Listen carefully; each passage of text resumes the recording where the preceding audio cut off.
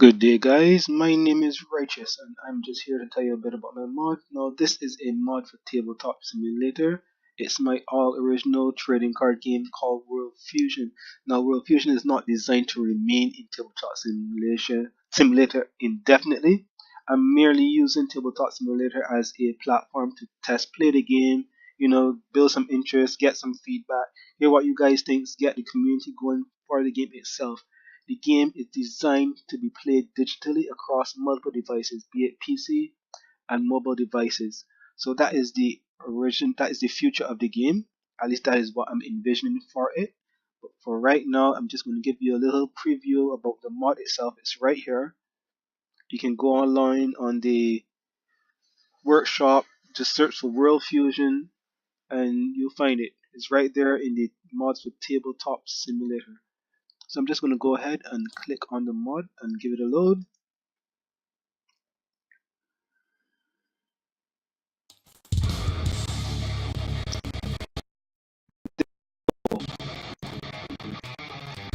Now I just had this music preloaded. I thought it was cool. If you don't like it, you just change it as soon as you enter. It's right here on the MP3 player.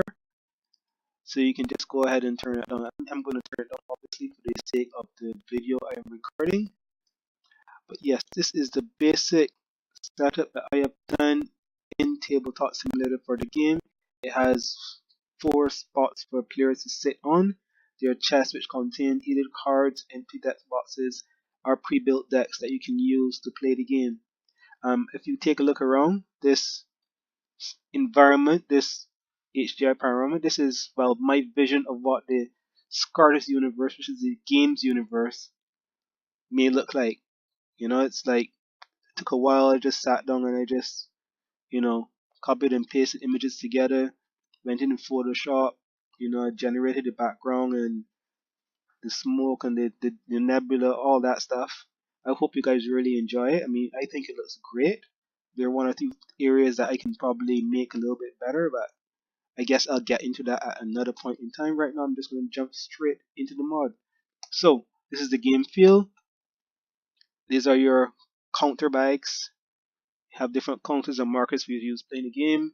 The game rules are loaded on the tablet on both sides of the table, so you can just sit down and as you're playing, you can go through the rules. Click that little button there. Right, click that button there. You can go through the rules and take a look and see everything that I've done. Now, apart from that, there are the pre-built decks.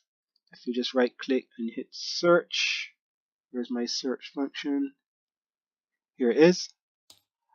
You'll see there are plenty of pre-built decks and they're all labeled.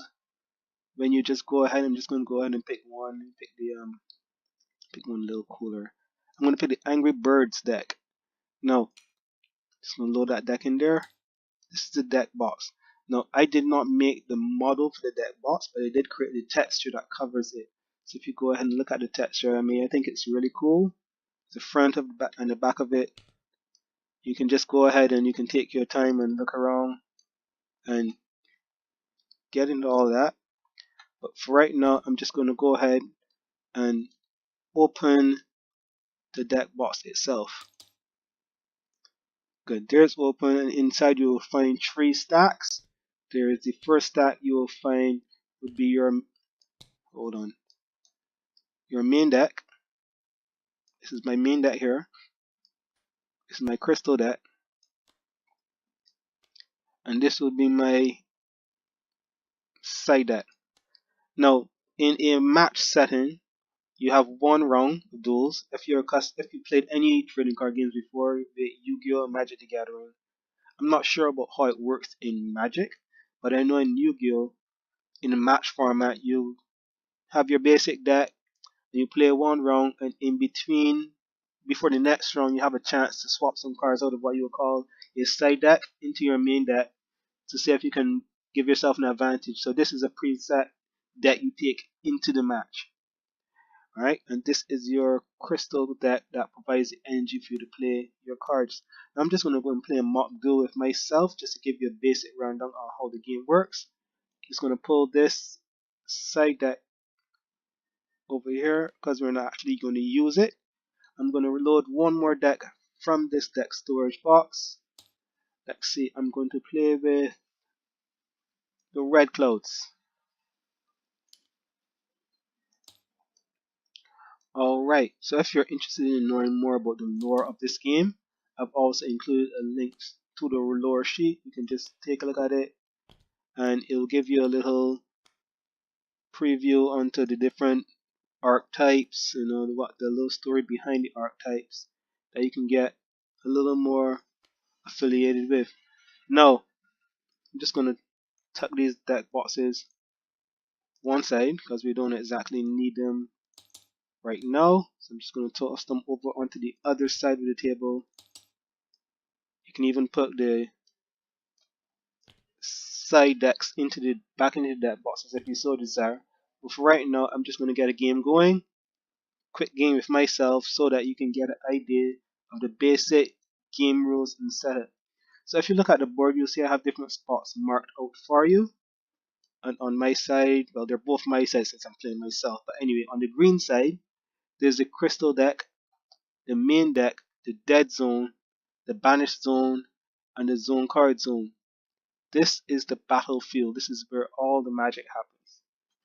Alright, so to start the game, everybody starts with 50 hit points, health points. You can show over here on the counters. That's my opponents or the red team's health points over there. You take your crystal deck and you just put your crystal deck on the crystal deck zone. You do not have to shuffle your crystal deck. Now normally if I was playing on the other side of the table, these cards would be rotated, but I'm not going to go through all that right now since I'm only using one camera view for the recording of this session. So the main decks, however, you shuffle them and put them over onto the main deck zones. There you go. My main deck, I'm just going to flip this over, shuffle it. I'm going to toss that right onto the main deck zone. Alright, so as I said before, this game in the description, if you look at the description for the mod, the game is a trading card game. There's the basic setup, you know, you have your turn starts, there are different phases within each turn which you can do specific things during each phase. Some phases are more automatic. Some phases are phases you actually take your time and you play your cards. Other phases you do battle, what's not. So it's not that much different in this game. So I'm just going to get right into it. You start each game with 5 cards from the top of your deck. I would say before you even do that, both players will roll a die. You know, whoever gets the highest roll will decide if you're going to go first or second. That's usually done before you look at your hand. You don't want to get any unfair advantages in that way. So for this case, green, which is the deck I'm playing, the green deck, is going to go first. I'm going to draw my 5 cards into my hand.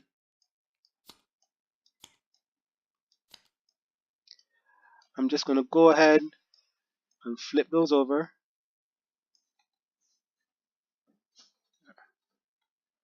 Do it one by one then.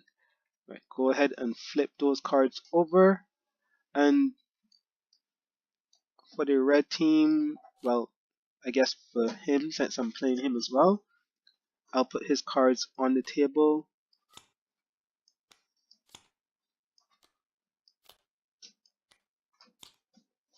Alright, so this is the red player's hand. Don't mind the cards are not in the actual hand because this is, again, this is just a recording of me just giving you a preview of the game and the mod itself.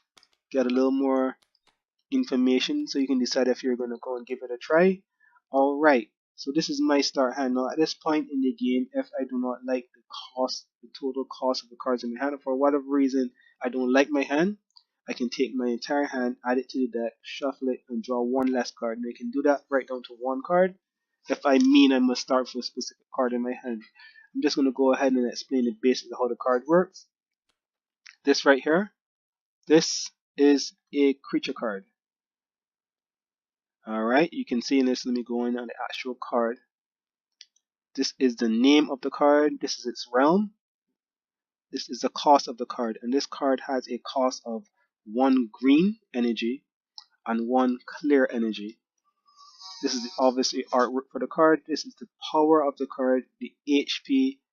This is the the type of card, and this is the class of card. So this is a creature type card, class beast.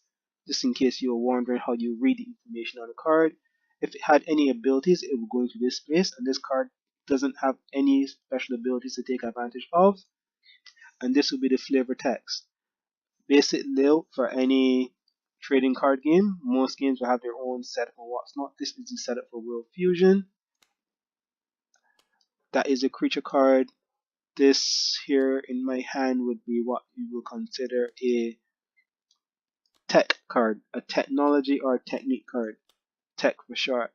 So these work like how spell cards would work in Yu-Gi-Oh, or I guess in sorceries, instance cast spells, or what have you in Magic. This one is flash speed, which means it can be done at any point in time during either player's turn, as long as I have the energy to play it. If it was a normal tech, it could only be played during my turn. So that's one thing to bear in mind. Like, you never know what your opponent has in their hand. I could be here sitting with this card, and say he does something that I don't like, and this card has the ability to stop it. He wouldn't know until I activate it. So you have to bear in mind how much energy the person has available when you're making your plays. So, in case the person may be able to do something that could potentially interrupt the play that you're making. Alright? And how the energy works. You get your energy from what you call the crystal deck, which is right over here. And just let me explain how the crystal cards work that go into the crystal deck. This is a alpha crystal card. This is a beta crystal card. This is a gamma crystal card right here. And this is a delta crystal card. Alright. Alpha, beta, gamma, delta. There are 4 tiers of crystals currently in the game. And these crystal cards work similar to how lands may work in Magic, but not exactly. In Magic, lands provide energy each turn. The energy is used, and then you have to wait till the next turn before you can use those lands again. However, in this game, in World Fusion, energy is not consumed, it's just being occupied by whatever is currently in play. So let's take a look at this small green crystal, which is an alpha card. This provides 1 green energy. So this can power a card that has a cost of 1 green. So let's say my Wild Fall had only 1 green energy. While my Wild Fall is on the field, it is occupying that 1 green energy. However, if I was to lose my Wild Fall, that energy becomes available again instantaneously. It works the same exact way for cards like tech cards, which just come onto the field, use their effects, and when they resolve, head straight to the dead zone. What happens is, while the tech card is on the field, the energy is being used, but the moment the tech card goes, the energy is available again. This means that, yes, if I had 4 tech cards in my hand with 1 cost, and I had 1 available energy, I could use all 4 tech cards in the same turn. Yes, that is very possible in World Fusion. The only thing that limits your actual plays is the amount of energy that you have. That being said, you can only play 1 energy crystal a turn, and you need to tribute to go to each different tier of energy crystals. To explain that a bit more, you need to tribute 2 alpha crystals to be able to play 1 beta, 2 beta crystals to be able to play 1 gamma, and 2 gamma crystals to be able to play 1 delta crystal. So right off the bat, you can only play an alpha crystal, but once you've got 2 alpha crystals on the field, on your next play, you can tribute those 2 alpha crystals to play 1 beta, and it continues right up until you get the mighty delta crystal. Now, many decks don't even require this amount of energy, but it's here so that you have, well, if you mean you must have the maximum potential energy you can possibly generate, I mean, you can go right for it, but there's some decks that operate just fine with just a large green crystal, which is a gamma, or perhaps a beta crystal and a few more alphas. So that's entirely based on you, the player, and your ability to build your deck.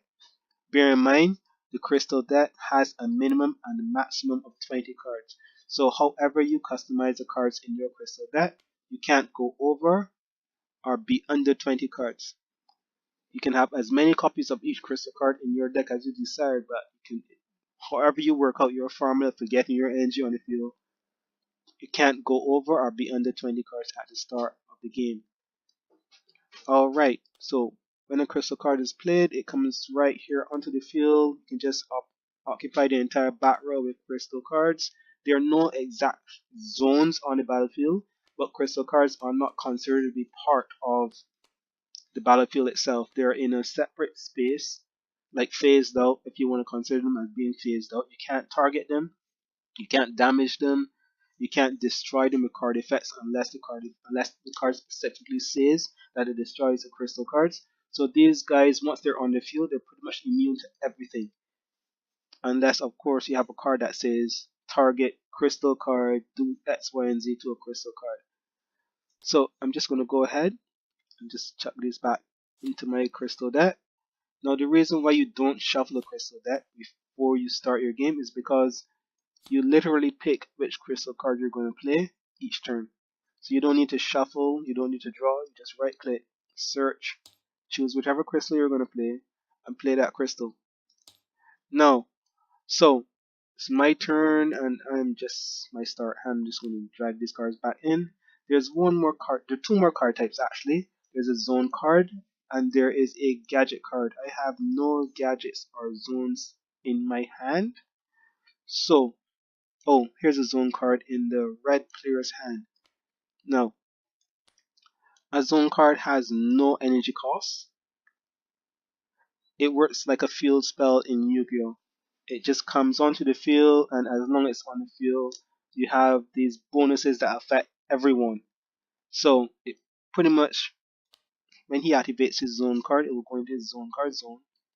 And then everything, all those effects on the card, added creatures will gain +1 power, increase all effect damage by 2. All these things come into effect instantaneously as long as Igneous range is on the field, regardless of who controls it. Obviously, the controlling player.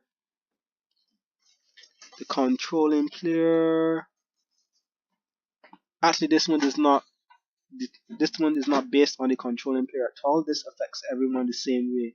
All other creatures gain +1, increase all effect damage by 2. That is for everyone. Alright, however, some zone cards may have an effect that may only be beneficial to the current player that controls it. And that would be on the card's rules text, right here, where you can see it. Now, some zone cards like this one have a day and night cycle. Now, some cards don't really care about day and night, but there are other cards, however, that have effects that only take action whether it's day or night. Look at this card, for example, Call of the Wild. Activate only if you control a wild creature. Add a wild creature from your hand to your hand from your deck. Then if it's night, you may play a creature with priority from your hand. So, when this zone card is on the field, it will initiate a day and night cycle. And what happens is, during each maintenance phase, which is the phase right after you decide to either play a crystal or draw, the game will swap from either day to night. And that will be on the zone card itself. So while it is night, I get my second effect on this card. However, if it's day and day and night affect everyone, I don't get my second effect on this card. So you need a zone card to even have a day and night cycle. Without the zone card, it's not day or night, it's just what we call twilight. It's not day or night. So, I'm just going to put this back in my hand. I'm going to put this back up here. And to start the game off, the very first turn, you must draw a card and play a crystal. And I've already played a crystal, so I played my alpha crystal, which is the only crystal I can play right now because it requires no tributes. And if there's any creatures in my hand that I want to activate from my hand, anything I want to do, I will do that. If not, I will end my turn. Then over to the red player.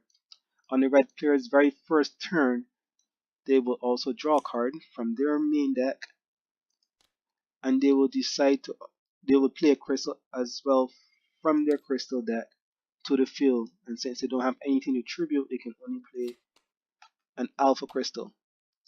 Alright, so with this one red energy available to the red player and a handful of tech cards, as you can see, there's nothing really. I mean, he has one creature, Energy Cloud, which requires one red energy and one clear. Now, another thing about energy, you would realize that a lot of cards would have that in their cost. Like for example, look at this creature here. This has a cost of 5 clear energy.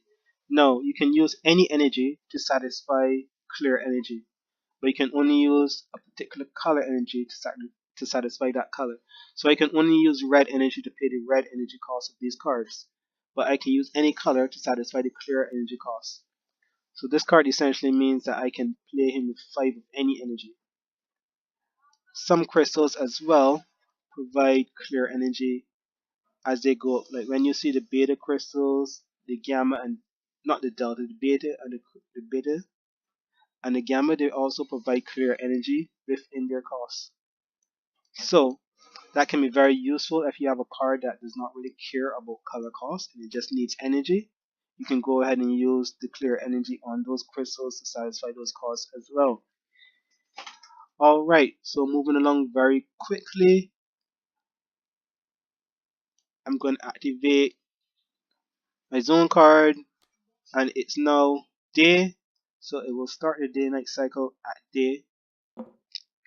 So it's now day on the board for everyone, and there's nothing else you can do right now, so he will end his turn and back over to me. Now, at this point in time, I will decide if I will either play a crystal or draw a card. It's only the very first turn that you get to do both, so I'm going to go ahead, and since I need energy to do anything in my hand, I'm going to play a crystal from my crystal deck directly onto the field. And there you go. Now, one thing I should point out as well, I currently have 6 cards in my hand. The default hand size limit is 6, which means that at the end of my turn, if I have more than 6 cards in my hand, I must discard until I only have 6 cards left. Alright, so I have 2 energy available. 1, 2 green energy available for use, which means I can now, if I so desire, summon my Wild Heat Fowl, and I'm gonna wait. I mean, actually, for tutorial purposes, I'm just gonna go ahead and summon it, but if I was actually playing the game, I wouldn't just summon my creature just like that. I would wait until there was a reason, a threat, but for right now, I guess what the average person would do would summon their creature as soon as they have the energy, and then they can do what we call going into the battle phase. Now, this is my battle phase now. After your plan phase, which is the phase I was just in, where I summoned my creature, one thing should point as well, if I had, let's say I had 20 available energy, I can summon all creatures in one turn, and I had 20 creatures in my hand that I could power with the energy. I can summon all in one turn. There's no summon limit in this game. There's no once per turn summon, there's none of that unless the card itself says that it can only be played once per turn. So, since I only have enough energy to support one creature right now, I can only obviously have one creature at this point in time. So I'm going to go ahead into my battle phase, and this is where I can choose to attack. Now creatures can target players, other creatures, and gadget cards on the field for attacks. Alright, so when I'm declaring an attack, I need to tell my opponent what exactly I'm attacking, and since he has no creatures, I can just attack him directly, which would deal 3 damage. As you can see, my card has a attack power of 3 and an HP of 2, which means I will do 3 damage to my opponent's health points, which will leave him at 47 HP. Now this creature is now resting, and he wouldn't be able to either attack or block until my next turn during my maintenance phase, where he's no longer resting. So, since there's nothing else I can do, mind you, I cannot summon creatures in my battle phase, so I can't decide I'm going to put one creature on the field, attack, Then if my opponent does nothing, I'm going to put another creature on the field. It doesn't work like that. You need to have all your combatants on the field before you enter your battle phase, unless you have a card effect that allows you to play creatures during your battle phase or another phase, or any other phase in particular. So when that's done, I'm going to end my turn, over to my opponent, and he's going to go ahead and play a crystal card from his crystal deck. That will be small red crystal, another alpha crystal onto the field, and there you go. Now he has 2 red energy. Now my opponent has a selection of very powerful tech cards in his hand. However, he doesn't have the energy to use them. What he can do is play this nice little creature here he has in his hand, Energy Cloud. Energy Cloud is inorganic, and for the list of creature abilities, you can just go ahead onto the tablet. When you're looking through the rule sheet, you'll see a link in the rule sheet to the abilities list, and there you can see the list of all the possible abilities in the game. You can take a look and just have your fun. As you're playing, you can use them as reference, or you can give them a read before you start playing. That's entirely up to you. I'm gonna summon my Energy Cloud on the field. He has 1 attack power, 1 HP. I'm now using all 2 of my red energy, and he has an ability that all Whisper have +2 power. So if you look at this card's class, it's classed as a Whisper. So he now has +2 power, so he functions as a 3/1 creature. So if I wanted to keep track of his power, I can go over to my +1 power counters and just put 1, 2 +1 power counters on him. So when I'm looking at him, I can remember that he has 1 power +2 power from this effect that he has on him. So now I have a creature with 3 attack power and 1 HP. Now, unlike magic, I can go ahead and just do battle as soon as my creature is ready. So at this point, I can just come onto the field, go into my battle phase, and decide, you know what? I don't like your Well Hotfoot. So I'm just going to go ahead and attack the Well Hotfoot. And what happens is, my attacking creature will deal damage to the HP of the defending creature equal to its power. In this case, 3 power will hit this 2 HP and instantly kill the Well Hotfoot. The Well he falls, sorry. Unlike other games where they just exchange power and toughness, they don't exchange power and toughness like that in this game. It depends on who is doing the hitting and when the hitting is being done. So in this case, the Energy Cloud will hit the Well Hotfoot and kill the He-Fall, and kill the Well He-Fall before the He-Fall is able to retaliate and hit back the Energy Cloud. However, let's say this was different. Let's say my He-Fall had an HP of like 5. What would happen is the 3 power from the Energy Cloud would damage my 5 HP on this card, leaving it with 2 HP. And then he would then retaliate with his 3 HP to hit my Energy Cloud, in which case my Energy Cloud would die. However, that wouldn't even happen in this case because my Energy Cloud has an ability saying it's immune to all combat damage. What this means is I need to damage Energy Cloud with effect damage, or damage from a card effect, or destroy it with a card effect in order to kill it. And that's the basic gameplay.